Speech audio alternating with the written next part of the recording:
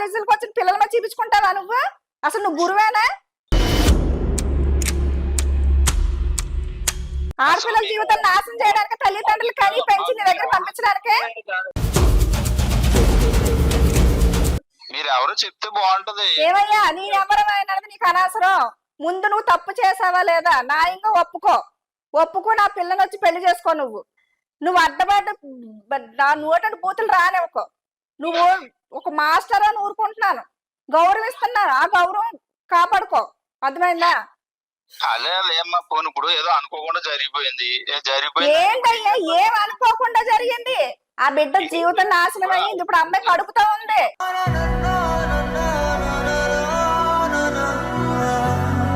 అనుకున్నా ఇప్పుడు అమ్మాయి అనుకుంది, నేను అనుకున్నావా?